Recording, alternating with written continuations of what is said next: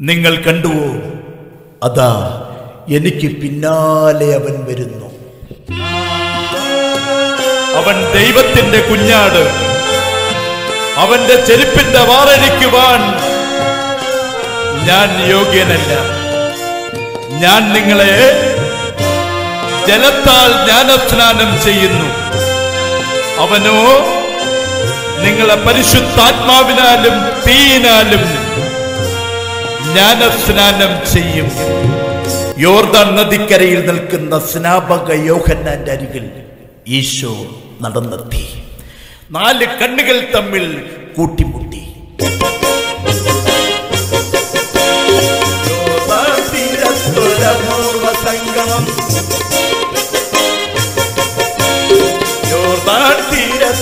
പൂർവ സംഗമം പ്രവാചകന്മാർ പ്രവചിച്ച സംഗമം, പ്രവാചകന്മാർ പ്രവചിച്ച സംഗമം. സ്നാപകനും ഈശോയും വന്നാലും പൂർവ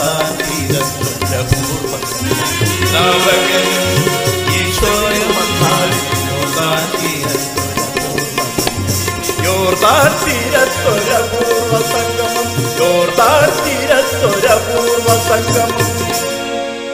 യോഹന്നാൻ, നീ എന്നെ ഈ യോർദാൻ നദിയിൽ മുക്കി ജലസ്നാനം ചെയ്യുക. അല്ല ഈശോയെ, ഞാനൊരു കാര്യം ചോദിക്കട്ടെ. വെട്ടുക്കിളിയും കാട്ടുതേനും മാത്രം ഭക്ഷിച്ച് വനാന്തരത്തിൽ ചുറ്റി നടക്കുന്ന ഒരു ഭ്രാന്തനായ ഞാൻ വിശുദ്ധനായ ദൈവത്തിന്റെ പുത്രനായ അങ്ങയെ ജലസ്നാനം ചെയ്യുകയോ ഞാൻ സ്നാനപ്പെടുത്തുകയോ? യോഹന്നാൻ, ഇതെന്റെ കൽപ്പനയല്ല, ദൈവത്തിന്റെ ഹിതം നടക്കട്ടെ. ഈശോ യോർദാൻ നദിയിലിറങ്ങി സ്നാപക യോഹന്നാനിൽ നിന്നും ജലസ്നാനം സ്വീകരിച്ചു. സ്വർഗം തുറന്നു. പരിശുദ്ധാത്മാവ് പ്രാവിന്റെ രൂപത്തിൽ പറന്നിറങ്ങി ഈശോയുടെ തോളത്തിരുന്നു. സ്വർഗത്തിൽ നിന്നും ദൂതന്മാരുടെ സ്വർഗീയ സംഗീതം കേട്ടു. ഇവൻ എന്റെ പ്രിയപുത്രൻ,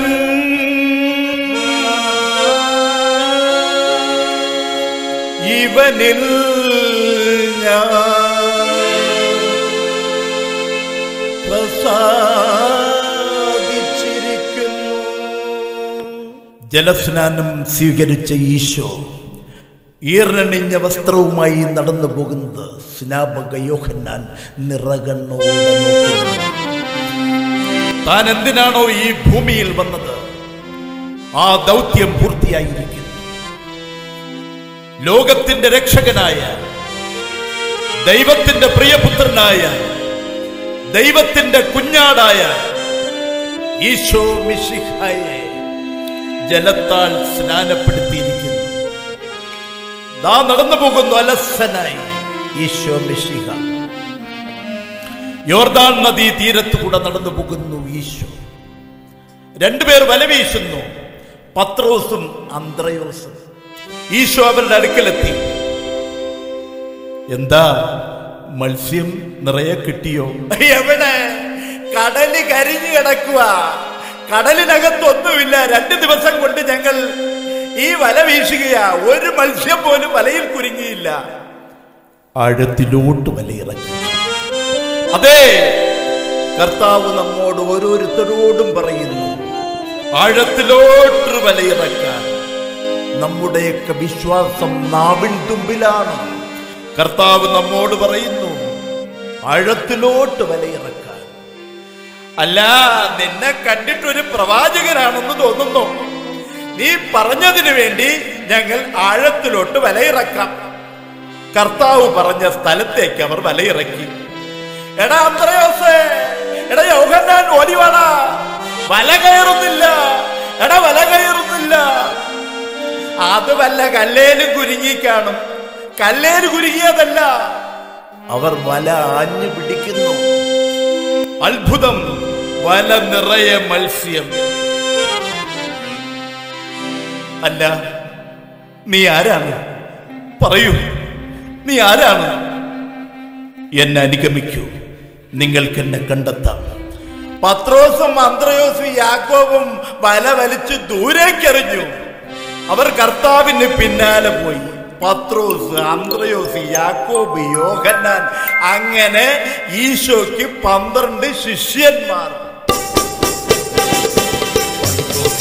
യാക്കോബും യോഹന്നാനും ഫിലിപ്പോസും ബർത്തലോമായി മത്തായി. യാക്കോബ് യോഹന്നാനും ഫിലിപ്പോസും ബർത്തലോമായി മത്തായി.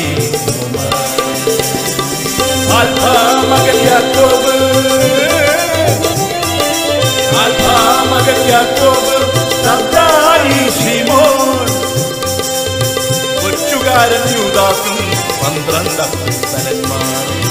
ഒറ്റുകാരൻ യൂദാസും 12 അപ്പോസ്തലന്മാർ. പത്രോസ്, അന്ത്രയോസ്, യാക്കോബ് യോഹന്നാനും ഫിലിപ്പോസും ബർത്തലോമായി മത്തായി.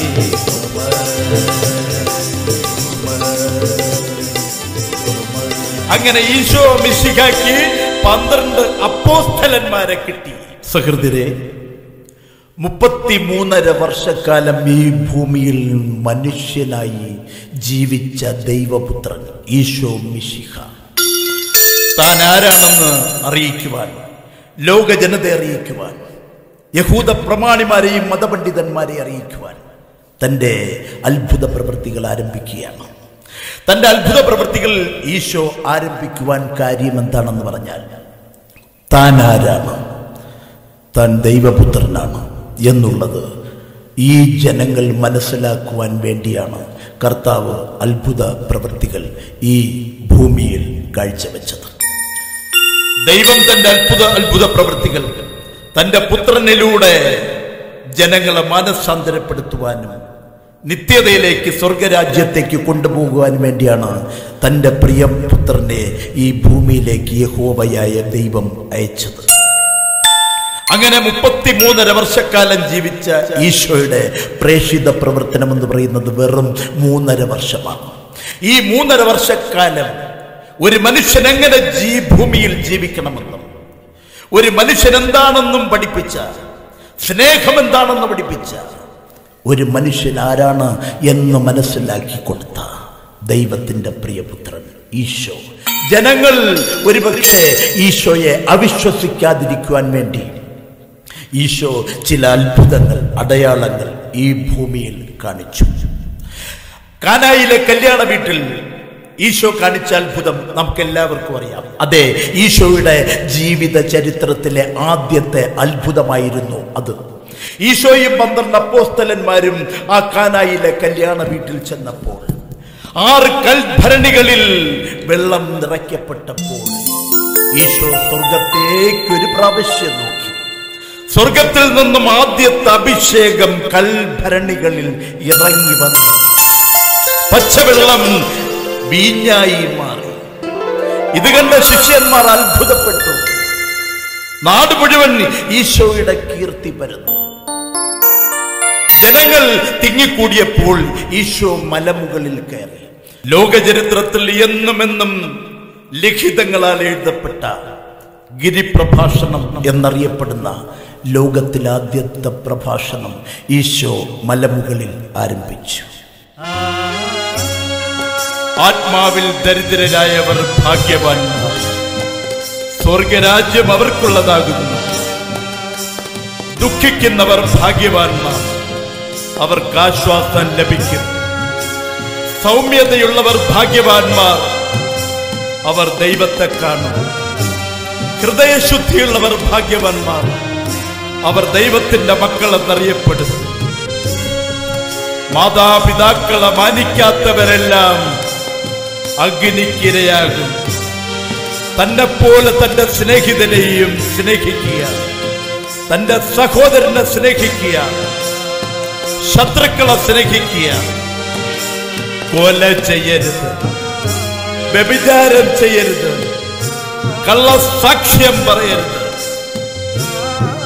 നിങ്ങൾ ഭൂമിയുടെ വിളക്കാകും. വിളക്ക് തണ്ടിന്മേൽ വയ്ക്കുമ്പോൾ പ്രകാശമുള്ളതായി തീരുന്നു. ഈശോ മലയിൽ നിന്നും താഴേക്കിറങ്ങി.